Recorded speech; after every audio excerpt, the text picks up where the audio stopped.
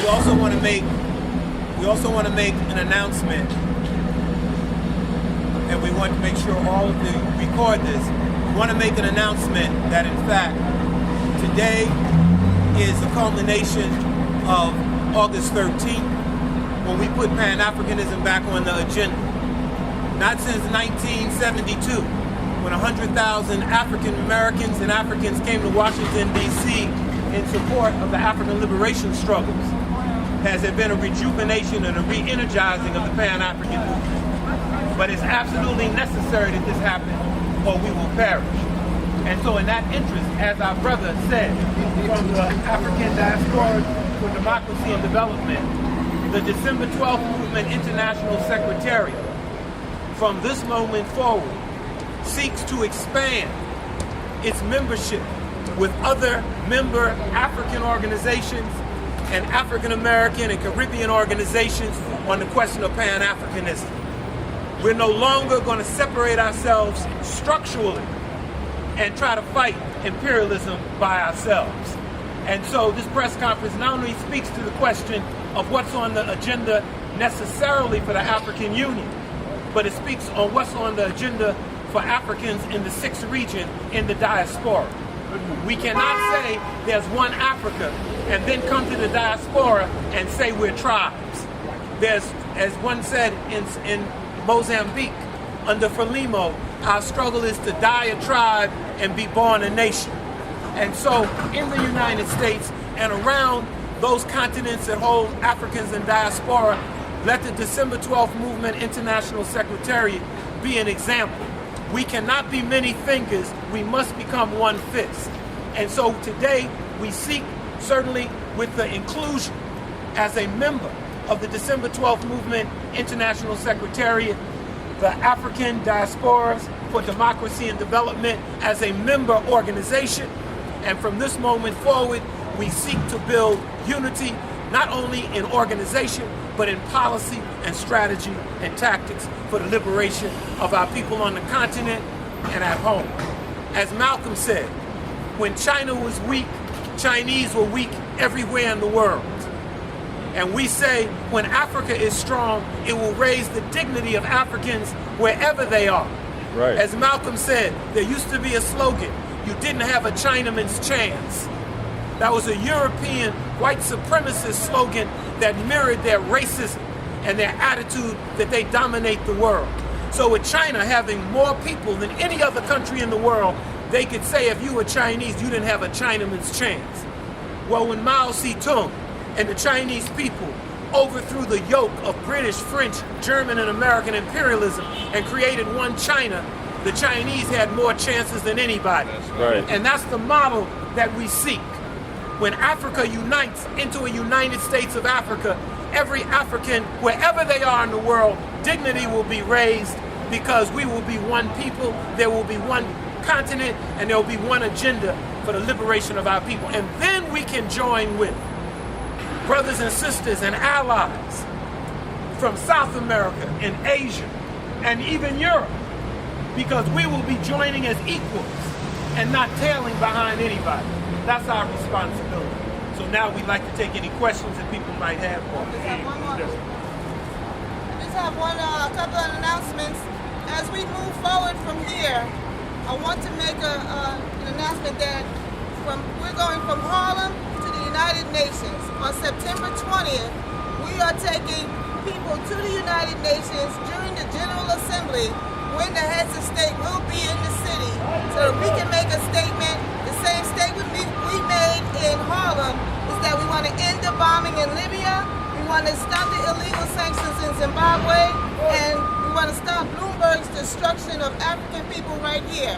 On the agenda is self-determination, human rights, reparations, the Durban Declaration, and a resistance to imperialism at home and abroad. And also I want to explain to you that this red, black, and green flag has nothing to do with the rebels in Libya. That Marcus Garvey, who is a father of black nationalism around the world, designed this flag that represents the blood of our people, black people, and the land, green. Red for the blood, black for for the people, green for the land. Red, black, and green is an African liberation flag. So let's be clear what this is. Libya. We cannot listen to the Western media, and we certainly cannot listen to the bandits from Benghazi. For those people who understand, Benghazi was the seat of power for King Idris, who was a tyrant and a tool of Western imperialism over the Libyan people. He was overthrown in 1969, and that flag that they use is a flag that is a charlatan to what Marcus Garvey meant with what this flag meant to be. But most importantly, recent rumors have said that Muammar Gaddafi's sons had been arrested. They had confirmed it. The International Criminal Court had confirmed that he was going to be sent to them. They confirmed this over and over on C-SPAN, CNN, BBC, everywhere over the Western-controlled media. The struggle was over. The troops were marching into Tripoli, and it was the end of the struggle and the leadership of Muammar Gaddafi and the Jamahiriya revolution. Well, we wake up the next day and we find out that, as once history said, you're calling the shots too early. My records of my demise were premature. Gaddafi's son was with the People's Army and was continuing the fight. His other son had been reportedly taken from whoever had him and returned to the people. We understand that rebel, quote, these so-called rebel fighters have even been driven back out of Tripoli in terms of latest reports. So the idea that Tripoli is captured, that the, quote, so-called rebels have seized power, even the president of these United States said the situation is fluid. When the president says the situation is fluid, it means they don't know. It means it's covering your behind so that whatever develops, you can say, well, I didn't say it for sure. Right. What we do know is this. You know it's fluid. I heard that. What we do know is this. That Africa does not have a choice.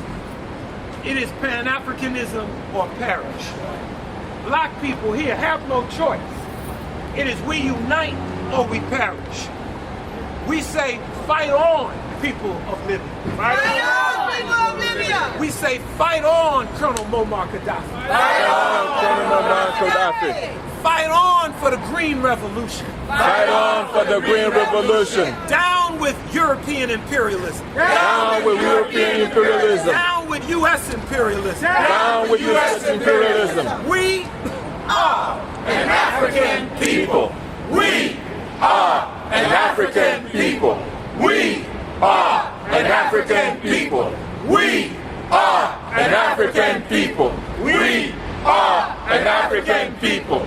We are an African people. from Abidjan to Tripoli to Harare to Harlem, from Harlem to the South Bronx to Cote d'Ivoire to Libya to Zimbabwe. African people are at war. That's And right. it is our decision to resolve who the victory goes to. Right. No one can win our struggle for us. True. We must win it. But we know that we as a people can resolve any issues among our family. We're never always correct, but neither are we always wrong. Right. But we know that history is on our side. Right. And that we know that if we get imperialism out of Africa, if we keep imperialism out of Africa, if we keep people like Bloomberg out of our communities, if we can fight recolonization and gentrification, if we can stop the army with illegal weapons in Africa and the arming of our youth in our ghettos with illegal weapons, if we can defeat imperialism's attempt to turn us against our own selves, then we will be victorious. And all of the brothers and sisters whose shoulders we stand on, whose blood was shed, the martyrs of the African liberation struggle, because nobody's going to remember our Patrice Lumumba. Nobody's going to remember Kwame Nkrumah. Nobody's going to remember Amilcar Cabral. Nobody's going to remember Eduardo Mondlane. Nobody's going to remember Malcolm X. Nobody's going to remember Fred Hampton Jr. It is up to us to remember who our martyrs are. That's right. And they gave their lives for the liberation of African people. And that is who we answer to. A people who turn their back on their liberation martyrs are people who turn their back on the future of their continent and of their people. And so we're here united, Africans from the continent, Africans from Harlem, because we are an African people. And we're not going backwards. And we're stepping to imperialism to say, you got to take us out because we're not giving up nothing. And we say to our brothers and sisters on the ground, in Cote d'Ivoire, in Libya, in Zimbabwe, where economic sanctions are a declaration of war. The only reason that you're being targeted by Western imperialism is because they want to prop up their bankrupt economy. They want to recolonize Africa for its resources. Right. They want to destroy Africa because the main problem in Africa for them is us. They want an Africa without Africans. But we ain't going nowhere. That's true. We're like Bebe's children. We don't die, we multiply. So black power. Black power. To black people. To black people. African power. African power. To African people. To African people. Because we are an African people. We are an African people. We are an African and people. the African Union, which we are. We are the African Union. That's right. Make no mistake about it. That's right. Some of us have more legitimacy than some of the governments. True. But we are the African Union. And we take no shorts. That it is our responsibility to unite. And as Minister Farrakhan said, we have to speak truth to power or die. So we tell the revolutionaries on the African continent, as the minister said, stay on your post. Don't abandon your post. Your children who are not yet born will remember you for staying on your post. If you abandon your post, you abandon our dignity and our future. It is better to die a freedom fighter than to live as a slave under white Western supremacy and Western imperialism. And so our fight is a just fight. It is a just cause. History is on our side, but history is insufficient. It requires the courage and the determination and the fearlessness of our people to overcome the cowardness of Western imperialism who seek to divide us and put 10 against 1. But our people are courageous and we will win. That's right. Who's gonna win? We are. Whose streets? Our streets. Whose Africa? Our Africa. And so, as we said, from this day forward, there are no contradictions among Africans that cannot be resolved. That's right.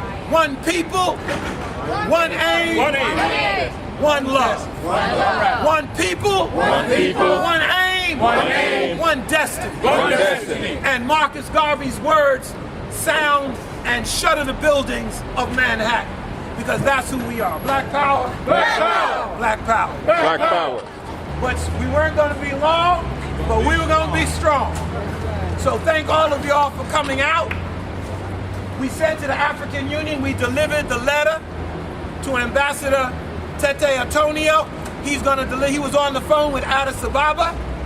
That letter is going to be delivered directly to His Excellency Jean Ping, who is the Commissioner of the African Union, and our words are very strong and meaningful.